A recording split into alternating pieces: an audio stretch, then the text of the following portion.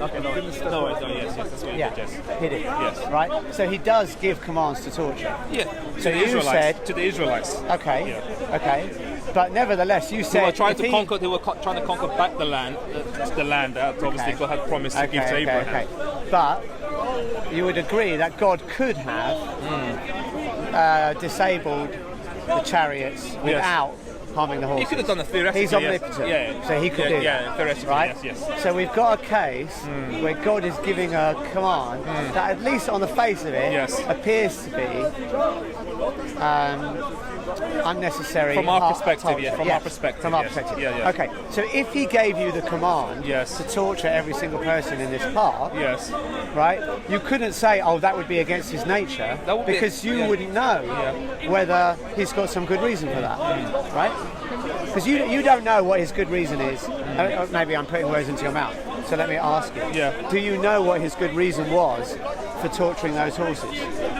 Or you mean torturing the Canaanites? Because that was the whole army. It wasn't just the horses. I'm talking about the horses. You're talking about one particular act.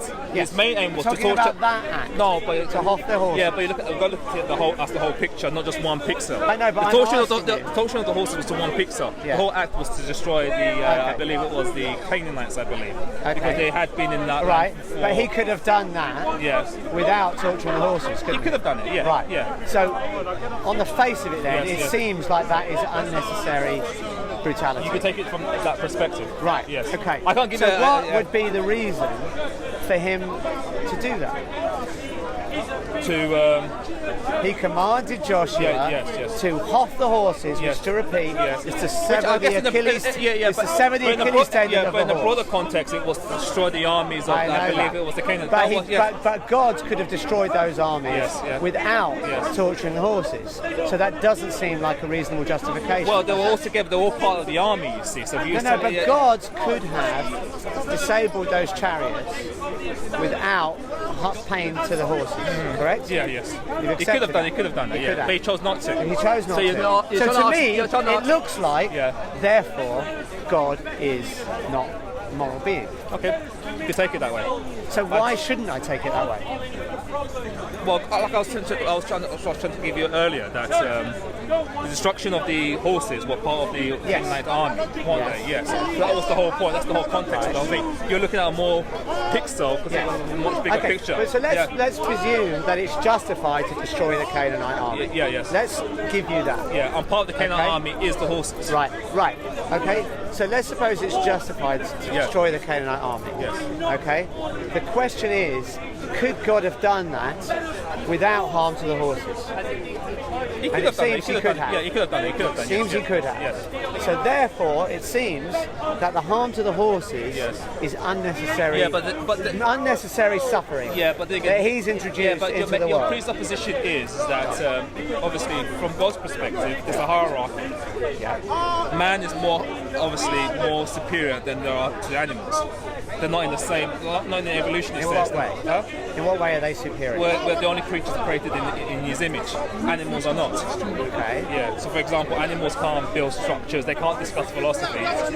Most of them just there's things that humans can do, that animals can do that humans can't. Yeah, but then again, animals can't build a skyscraper, can they? Well, maybe they can actually, because if you look at have you seen some? Yes, I have. Skyscrapers.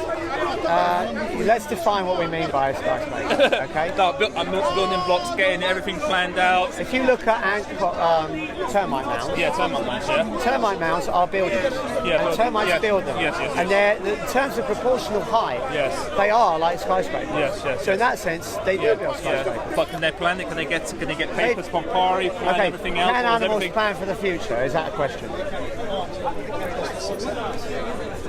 Well, let me ask you a question. Yeah, sure.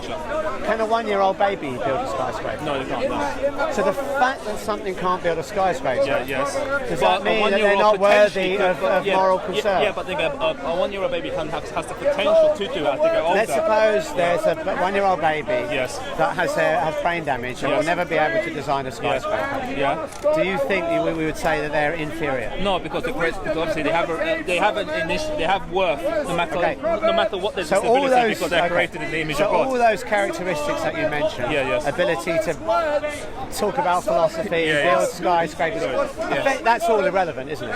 Sorry, it must be irrelevant. No, not necessarily. No. But then, if it's not irrelevant, then we should say that a one-year-old baby that's got brain damage is never going to grow up to be able to do with brain damage is abnormally. That doesn't normally happen. The norm is a one-year-old baby will be developed to be a functioning human being. So you're giving me an exception, not the rule. No, but I'm asking you, is it an exception? And you're saying no. I'm saying you're saying that animals are inferior to men. Yes, they are. Because and the hierarchy, yes. Because they're not created in the image they're of God. unable to build skyscrapers and talk about philosophy. The biblical answer is they're not created in the image of God. So that stuff about building skyscrapers and talking philosophy has to be irrelevant then, doesn't it? No, it's not irrelevant, because the reason why we can talk philosophy, we can talk about concepts, we can talk about mathematical formulas, is because as men, we are created in the image of God, and we're reflecting what God's mind is. But where? Okay. But as I said, a child with, let's say, hydrocephalus, which is a condition where their cortex is pretty much totally destroyed. Right? They can't do that, and they'll never be able to. Yeah, but they're still created in God's image. I mean, they're still but they are unable to do those things. So those things. All right, you've got two choices. Either those things are irrelevant. They're not irrelevant, right? Because you're giving me an exception, not the rule. But how many children have that disease? I can't pronounce it, but how many children can come up with it? Well, it's not the only disease of brain degeneracy, is it? It's not that common. It's not that common, exactly. That's abnormally. But you should infer that in those cases, those children must be treated like animals. No, they can't be treated like animals, because one, they're created in the image of God. That's what makes them work. That gives them value. You see, so no matter how. So if you're not created in the image of God, okay, well let's so if they're not created. Sometimes they say it's a little bit loud there. So are you saying being created in the image of God is what gives a creature moral concern? That's what gives them the value. Okay. So therefore, when I said in medieval times where they had a sport where they would burn cats for fun. And that was in the Christian world. That was the world but it's not Europe was entirely Christian at that point. It's not an explicit command for them to do it. No, okay. But my point is that if you're saying moral worth comes from the fact that we're created in the image of God, mankind, then there shouldn't be any objection to burning cats for entertainment. Well, we have dominion over the animals. So do you think it's okay to burn cats for entertainment? What do you think? No. Not specifically. I don't think if you're just going to burn it for the sake of entertainment, I don't think that's a. Why not? Why not? What's wrong? Because there's no survival purpose for it. It's not you're not doing it for like food. No, but people can do. It's okay. Do you think there's something morally wrong with watching Star Wars? No. Right, because it's okay it's just to consume entertainment. It's entertainment, yeah. If something too much of it's probably wrong. Okay, fine. But there's nothing morally wrong with someone enjoying something that entertains them. It depends. By itself. No, by itself. No, it depends. It depends what it is. Because, for example, I could find killing babies morally entertaining. No, I can find them killing babies entertaining, but it's morally wrong. Okay. It's wrong. But the reason it's morally wrong is that babies have moral concern. Yes. Okay. But the problem is, with your argument, is that you've said that the reason that we are morally concerned with babies, right, is they're created in the image of God. No, if you're looking for a hierarchy. So if animals aren't created in the image of God, then that would lead you to the conclusion that there's nothing wrong with burning cats for entertainment. No, no. Animals are obviously. I'm going from the Christian perspective. Right. There's a hierarchy of creation. Now, animals are lower than the humans are. Humans, the creme de la creme. When God created humans, He said that's very good. Okay. So we are the only creatures that are created in His image. Animals are not. Well, doesn't this really give us the right to say, okay, we have to ultimately kill them for our sport? We kill them for our survival. We kill them for food. But what's wrong with killing them for our sport? I feel like that is debatable. I mean, some Christians may disagree with me on this one, but I'm asking you. I can't ask every Christian in the world. I'm asking you for your opinion. Because it's not. What's wrong with it? It's not. You're not doing it for a. How can I put it? It's not a means to an end. So the end is entertainment, and we said that entertainment, is okay. But entertainment doesn't give you survival factors. Like, for example, it's not a situation whereby you can survive without entertainment. Well, it's not okay. Let me rephrase it this way. It's not a need. It's a want. Entertainment is not a need. It's a want. There is a difference. But you agreed that entertainment. It's a want, not a need. Okay. If you have an entertainment that doesn't harm anyone. Yeah. Right, just like watching Star Wars. Yeah. The question is, if you agreed that there's something wrong with watching Star Wars. Yeah, but then again, the entertainment is not a need. It's a want. It's a pleasure. It's a luxury. Okay. Yeah. But there's nothing wrong with people having pleasure in life, right? It depends if that pleasure is hurting someone else. Okay. Yes. So it depends on whether it hurts someone else. Yes. For example, yes. Okay. Yeah. So I can find pleasure in killing people. Okay, so that's good. We get some common ground. Yeah. So if the entertainment harms someone else, we think it's wrong. If it doesn't harm someone else, we're okay with it. That's me. I agree with you. Okay. So we're good. Okay. So it seems to me then. Okay. So why is harming someone else wrong? Because you've said. You guys said what is the someone else? Okay. Is that human or man? That's the question. Human or man? Yeah. Do you mean human or animal? Sorry. Okay. Sorry. So now the question is, if it's animals, yes. It seems to me that the logic of your argument would imply that it's okay to watch cats burn for entertainment because you're not harming anything that was created in the image of God. Well, so your argument seems to imply that it's okay. And this is what Christians thought. When Christianity dominated Europe to the extent that it was pretty much illegal to be a non-Christian, right? Which was wrong, Cats burning was a form of popular entertainment. Yes. Right? So you can imagine what those Christians, how they justified to themselves. No, I can see they probably thought these animals weren't created in the image of God, I can see your argument. We're fine to burn them for our I can see your argument on that one, yes. Right. Okay. So you can see then that this line of reasoning leads you to a pretty horrific place. Not necessarily. Okay, why not? Because there has to be, obviously, in Scripture, there has to be sort of balance, so to speak. So, for example, we have dominion over animals, but not necessarily dominion over animals for our, let's say, our wants. It has to be for our needs. That's as human beings. Does it say that? Huh? Does it say that in the Bible? We have dominion over animals. No, but for our needs rather than No, it doesn't say that. It's just me. Doesn't. That's you making it up. It's me paraphrasing. But it's not paraphrasing. It's not there at all. No, but I'm just giving you just the argument. They are for our dominion. You know, the Bible says subdue the earth and take care, have dominion of the earth and subdue it. I think the Hebrew word, I believe, means manage it. Yeah. Does it? Yeah. Where'd you get that from? Yeah. I've got to get the Hebrew word. I'll have to bring it next time. I haven't got a photographic memory. I have to sign. Yeah. Whenever I hear people quote Hebrew at me, they usually, when I go and check it, it's not check right. it. I could be wrong, but be a Berean. Check it. Don't believe it. Don't believe so the point is... It's to subdue it. Yes. Okay, so to subdue the earth. Yeah, it doesn't mean to abuse it. It means to manage it in a way that's edifying. So, for example, there is, in the Old Testament law, you couldn't just farm every single year. There had to be a time where you had to give the land rest. But that's just for practical purposes. Yes, exactly. There's no moral concern for the animal. Yeah. That's for practical purposes. Yeah, exactly. Okay?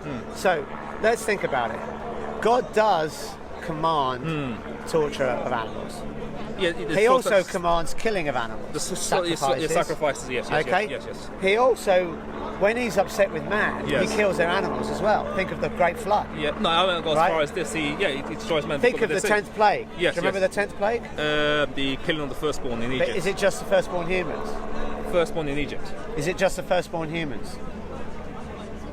Actually, you're right. It actually is the firstborn of all the cattle, I believe. Yes. Exactly. Yeah. Okay, I just read Exodus. Right. Yes, it does. Yes. Okay. Yes. Right. Think of the first plague. Do you remember the first plague? That was the. Was it the Nile? Yep. The Nile turned into blood. Yeah. Turns into blood. Yes. And what happens to the fish? They all die. Exactly. Yes. So it looks like God is pretty. He doesn't seem to have a lot of concern for animal welfare. But then again, my argument would be that God is the one that, like for instance, in the book of Job, God gives life, God takes life. Right. Blessed is the name of the Lord. So in a sense, if God is the creator, it's logically possible to say that God has every right to do with his creation as he sees fit, because he's the one that gave life. Okay. So that brings us back to the question. Yes. If he commanded question, you, by the way, yeah. okay, if he commanded you to kill and torture every single person in this park, yes, would you do it? there'll have to be a reason for it. Well, let's suppose he doesn't give you the reason. He doesn't always give reasons, right? Like to Job, you just quoted the book of Job. Yeah. The reasons for Job's suffering is not given to Job, is it? It's not given to him. Okay. Yeah. So God doesn't always give reasons. Yeah, and in fact, it's a test for Job. Yeah. To see if he'll stay faithful to God. Yeah. So my question is, if he asks you to kill and torture every person in this park, so if I got and God said, "I'm sorry, I'm not going to give you a reason. Yes. You just have to be faithful." Yes. Would you do it? That's a good question, and the answer would be this. Because anyone could come to you and say, you can hear a vision and say, God, tell me, slaughter everyone in this park and stuff. Yeah. I will have to test that. Because the Bible says, test all things, test every spirit. Don't believe every single spirit, but test them. I will test them according to the word of God. So how would you test it? Check if it contradicts Scripture.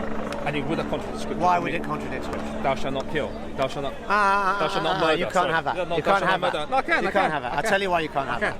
Because you've already agreed that God did command Joshua to kill the Canaanites, correct? Yes, in a certain context to a certain people. All right. So it's not the case. And that so it is not the case. Let me clarify my point. That passage in Joshua is a descriptive passage, not a prescriptive passage. There is a difference. You know the difference between descriptive and prescriptive. Yes. The command is to Joshua, not to every single Christian in the world. So I can't justify killing everyone because I read it in Joshua. No. Agreed. I'm not saying that. Yeah. That's not the question. Yes. The question is, so basically, if Joshua were to apply your test to his case, you're saying he should not have killed the Canaanites. Yeah, but because he's thinking, hang on, thou shalt not kill. This can't be from God. Yeah, but that was the revelation he had at the time. The revelation hadn't been completed yet. You remember, God is still working through, But Joshua doesn't know that, does he? That's what I'm saying. That was for his. There's the context to that when that command was given to Joshua. But if that command was given, if I so-called heard someone say to me, "Oh, God told you to do this," I'm going to test that to the book, to the Bible. Not to my right, but had you tested it to the Bible then, you would have refused the command, no? I don't think I can answer that question. Well, I think you should. Okay. I think if you're being consistent, if you're saying, I'm going to test whether a command from God is valid or not, then when the Hebrew armies are commanded to kill the Amalekites, they should have refused that command. Because you're saying, oh no, it says thou shalt not kill. Yeah, but you've got to remember they were in a situation whereby they've left Egypt, as you know. They've been in the wilderness for how long? 40 years. So they have been a brutal people. They've been under slavery for the last maybe 100 years prior to that. So they're a brutal people. As you know, if they're going from the land when they've left Egypt, going to the so-called promised land, there's the road of the Canaanites, I believe. And it was brutal. These people wanted them to be killed. So God says, but God tells them you have to kill your enemies, these enemies. And their children. Because they've transgressed God's law. The children, and the animals have transgressed. The whole animals have transgressed God's law? The whole thing, it's all part of collective. How have the animals transgressed God's law? It's a collective. That's what. So you think you should judge people collectively, or conscious beings collectively? That's what God did at that time. I'm not saying you do it now, but that's what God did to the. So he's changed his morality, has he? No, his morality is still the same. God doesn't change his morality. Okay. So in that case, if he doesn't change his morality, then collective punishment should be okay. No, I'm not saying that. But that is what you just said. No. You said you judge collectively. No, that's what he gave to the Israelites to do too when they were going through the... So collective judgment is okay? Yeah, at the time when that passage was given to Joshua. Okay. But not but not today? Not today, yes. So morality changes over time? It doesn't change over time, no. I don't see how those is consistent. Because obviously I'm saying God, that was a descriptive passage, not a prescriptive passage. Well, he's prescribing to Joshua a certain action, correct? At that time. Right. Not for all Christians. Okay. But my point then is, therefore it would apply that God's morality changes over time. It doesn't change, no. Well, how does it not change? Because you've said at that time, but not today. Yeah, for that. So it looks like for that context, right, and for that purpose, God commanded Joshua to do it. Can God command you something to do without giving you a reason to do it, without knowing the reason? Well, I'll test it first to make sure it doesn't contradict what's so, do you remember who founded the Judeo-Christian faith? What person? is considered as the founder of that faith. Who started it? Abraham. Yeah. Abraham. And do you remember what God commanded Abraham to do? Sacrifice his son. Kill his son. Yeah, sacrifice his son. Correct? Yes, yes. Now, if you are applying your criteria, whether you should obey a commandment from God or not, and you had the Bible, yes, right? Yes. It seems to me you should be saying Abraham should have refused that. Well, but like I said, if you he's considered a great moral but let me answer that person because he didn't refuse it. He went along with it. Let me answer that question. Okay. Abraham had the faith that even if he had did that, God still had raised Isaac from the dead. It's revealed in the book of Hebrews that Abraham did it in the knowledge that even if I killed my son, knowing what God had already promised him, that from his seed all his descendants will come and obviously make Israel, he knew that even if God obviously he went through the process and he had killed Isaac, God would have still raised him up from the dead. Okay. The New Testament, I believe in the book of Hebrews. So basically, it's okay to kill because people are, if they're going to come back from the dead. From his understanding at the time was that I'm going to kill. But we're asking the question. Yes. When is it okay to kill? Okay. So your basis. So let me see if I understand your criteria. If God commands you to kill and He has a good reason to do it, then it's okay, right? Well, I've got to test that though. I can't just accept. So you're okay. So you've got to test it. Yeah, I've got to test so it. You've got for example, I can't just say. But hang on. If your test is, well, I'm going to check it against the Bible. Yes, yes. And the Bible says, "Thou shalt not kill." And the New Covenant. It means thou shalt not murder. There's a difference between what's murder. The difference? Tell me the difference. Murder is the unlawful taking of someone's life. Okay. Yeah. But then again, for example, the state in some instances can kill someone. For example, if I was holding a gun and I was threatening to call people hostage, you will have the what do you call it? The fire snipers will Police come and potentially will shoot me to death if they felt that. Yeah. So would you say they've murdered me or killed me? Yeah, I would say there's a difference there. Exactly, that's what I mean. Yes. So now let's try and establish what that difference is. Yes. Okay. The reason why I wouldn't say you're a murderer is because he had a justified reason for taking the life, for saving another life, right? But in this case, in the case of take the torturing of the horses. Yes. We can't think of any reason why that would be necessary. So it's not like that. I can't think of a reason off the top of my head right now, but I could probably do some research on it for you, maybe next week. But here's the point. Yeah. We look at God's command to torture those horses. Yes. Okay, off the horse, remember, is severing the Achilles tendon of the horse. Yes. Okay, God commands it, and it appears that there's no justification that you can't think of a justified reason. I can't think of it one. I might have to research. But you're assuming that there is one. There is one. Don't know. Yeah, I just don't know it yet. Okay, yes. I'm opening my hand. I'm going to be intellectual. I'm not going to just come up with a reason for it. That's fine. Right. So my question to you now is, if you were in Joshua's shoes, would you have done it? I don't know. Okay. Yeah, I don't know. That's interesting. Yeah. That's interesting. I don't know. Right? Because it seems to me in the Bible, the implication is God commands that you do it. You don't think about it, you just do it. Right? It never says if God commands. But I suppose Joshua was a man of obviously of faith who trusted. Obviously, he was the second. Are you not a man of faith? No, he was the second. He was the second to Moses, and his faith was a lot stronger. He was the successor to Moses. Yeah, and as you knew, he was one of the, if I believe, the 2 spies that were sent to the. He was one of the 12 spies that were sent to the to spy out the land. And if you read the text, I believe it's in Deuteronomy. The 12 spies that were sent there, 10 of them came back being scared, and only 2 of them were faithful. One of them was Joshua, and I believe the other guy was Caleb, I believe. Right, so I may have been, if I lived in Joshua's time, I may have been the one to say, oh, I don't have the faith to do this. So I don't know, like I said, that's why I said I don't know. I'm not trying to avoid the question. Because there were some Israelites, people in that time, who lost faith, who said that we can't do this. Maybe it's right to lose faith if God is not good. God is always good. Well, how do you know? Scriptures makes it clear. Okay, but how do you know the scriptures are correct? His definition of goodness is that's the essence of God. That's where we get the word good from. God. Yeah, okay, we get the word Thursday from Thor. Yeah, exactly. It doesn't mean that we have to believe in Thor to accept. Yeah.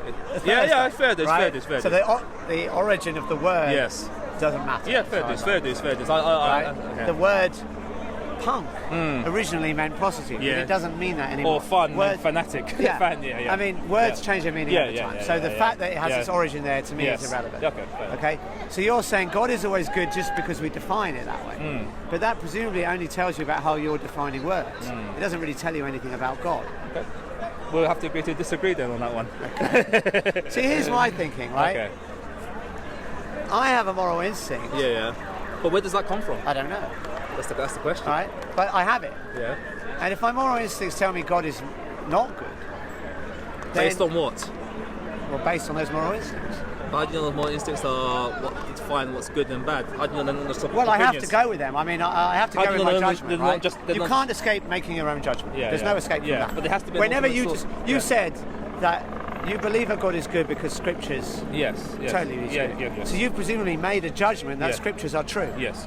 So you cannot escape your judgment. Yes. We all have to make judgments. Yeah, we all have a paradigm. Yes, I have a bias, you have a bias. Okay. Yes. We all have to make judgments. Yes. So I make judgments about what is good and what is not good. Yes. Just as you make judgment about whether scripture is true or false. True. Okay? So I'm making a judgment just like you're making a judgment. Right? Now, the thing is, if you just say, well, God must be good because he's defined as good, what happens when God conflicts with your moral judgments? Like, it seems to me that killing and torturing animals is wrong, and God commands it. So it must be the case that God is wrong. Opinions are not necessarily moral questions, are they? And they're not. What football team do you support? I don't really like football, but Arsenal. If I had to pick one, I'd go with Arsenal. I support Arsenal. Is it morally good? Yeah. No, but I don't really. I'm not but for example, when I was a kid, I liked Arsenal. So, for example, if I said that supporting Arsenal is morally good or bad, you say no. That's an opinion. You know, I may have an emotional thing about it. Yes. But the difference between that is that I could give you a reason why torturing animals is wrong. I can't really give you a reason why Arsenal is the team to support. You live in London, right? I live. You love Arsene Wenger. I mean, beautiful stadium.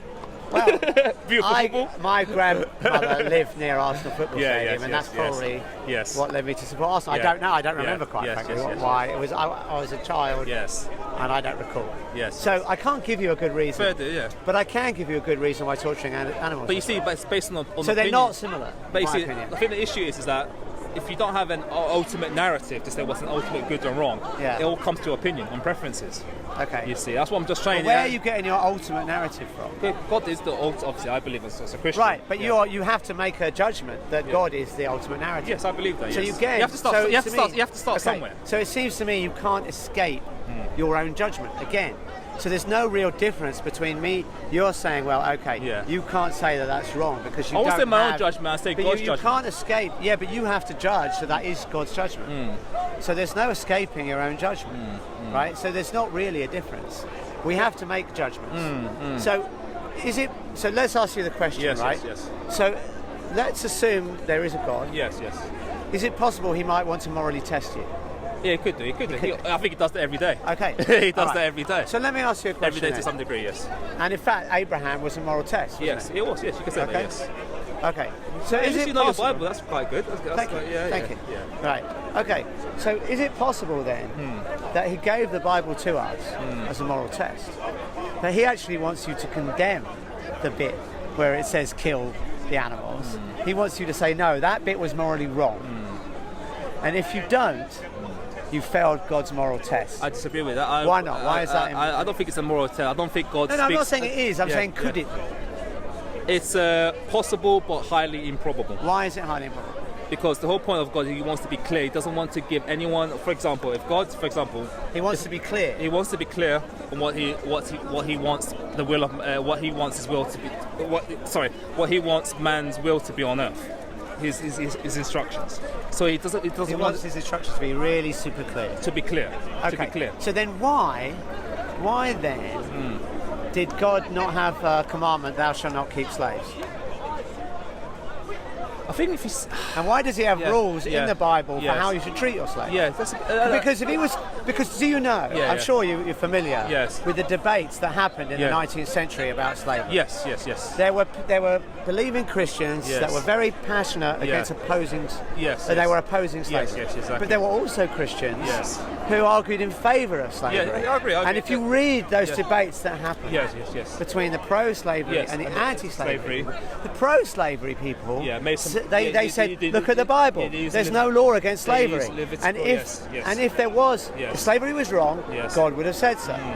Now you're trying to tell me biblical that slavery, God is going to make things clear. Why didn't he make that clear? Let me clear. There's the difference in biblical slavery. There was what we called involuntary servitude. And even according to the law of Moses, there was laws against just slaves. Compared to the slavery of the time in the ancient world, at least the slave was given at least 7 years, then he was given his freedom. He could go away. Not always. Yeah. Not always. Yeah, there were cases. There were cases of that where you could sell yourself into slavery. Yeah, when you owe the debt. But that's not always the case. Yeah. That was not always the case. But my point is, not the way slavery was practiced in the past, but why didn't God make it clear that slavery... All right, let me ask you a question. Do you think slavery is wrong? It depends how you define what slavery is.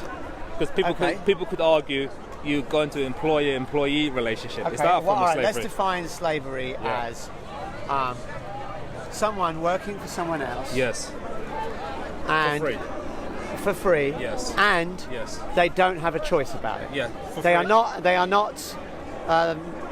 are not given the freedom to choice to leave that situation of work. And they have no rights. Right. Yeah, that's wrong. That's wrong. Okay. Yes. So, could God have said that's wrong? Well, God made it clear about biblical slavery. Where in the Bible does it say that is morally wrong? But then you've got to define what the slavery is, though.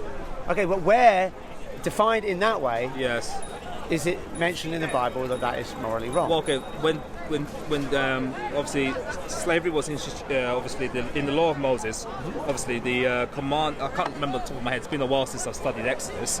Yeah, but it does say there was slavery. I mean, there's no, you can't escape. Well, the Jews were claimed to have been kept as slaves in Egypt. Yes.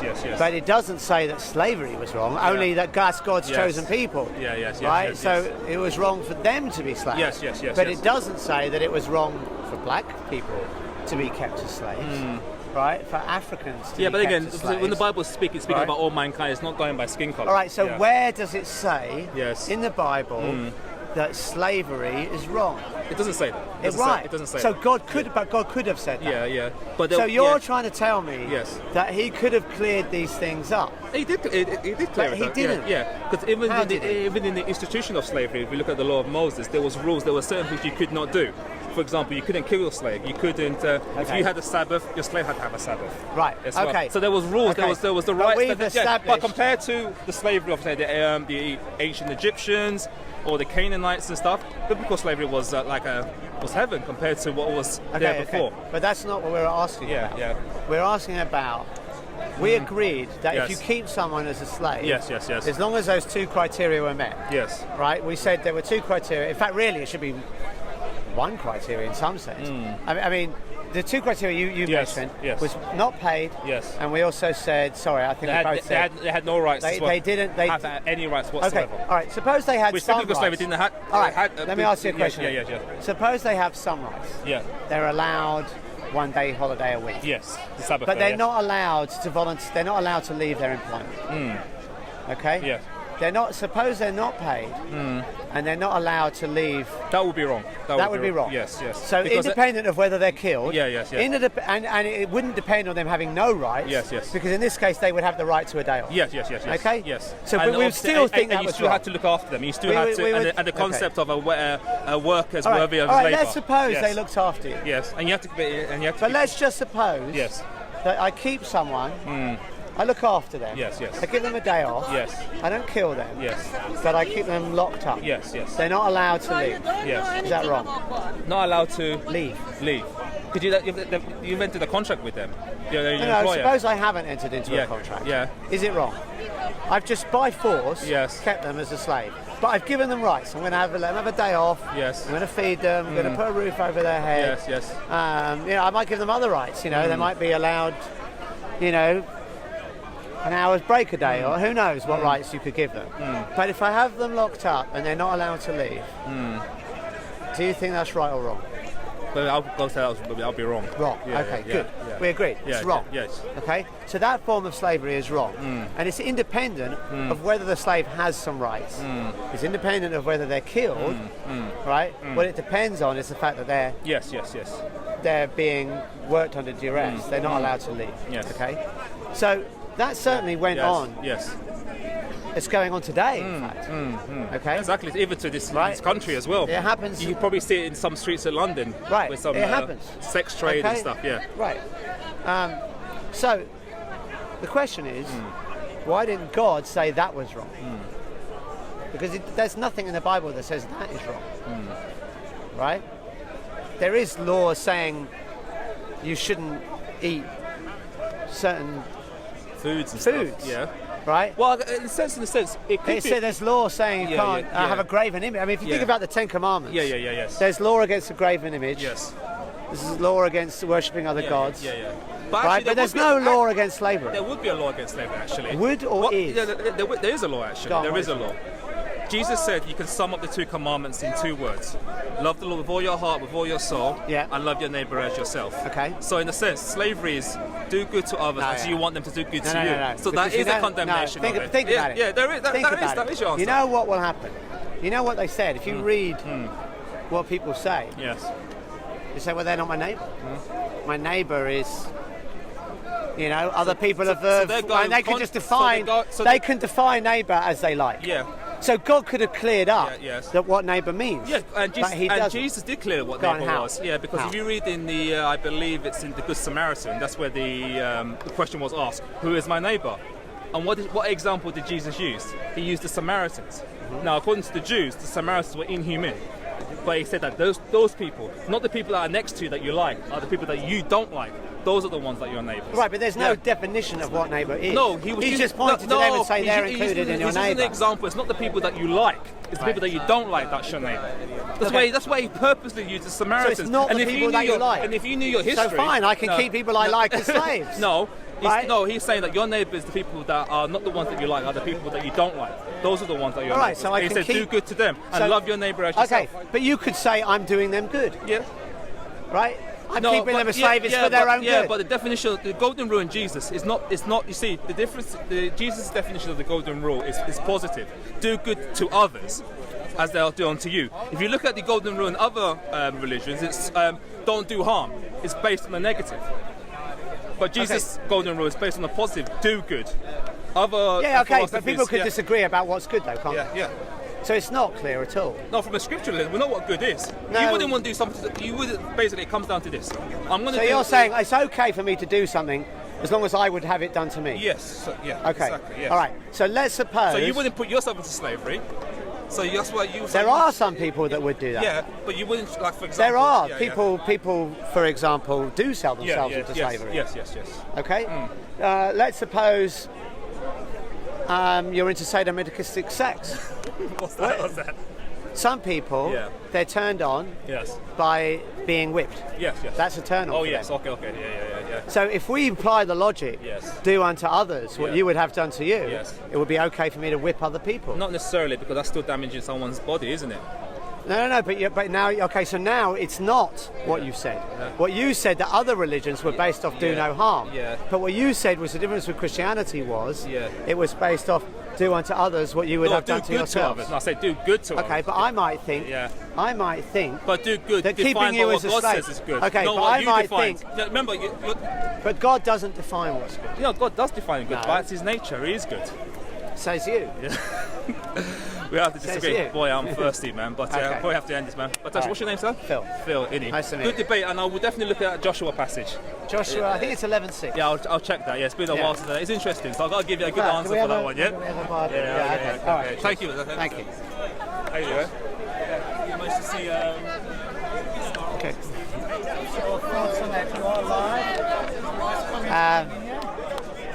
Well, I think, there's a huge contradiction in his thinking. because he said that he wouldn't.